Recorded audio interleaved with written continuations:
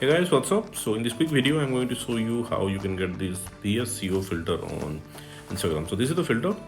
To get this filter, visit the creator profile. Freddy is the creator of this effect. Check in his filter gallery.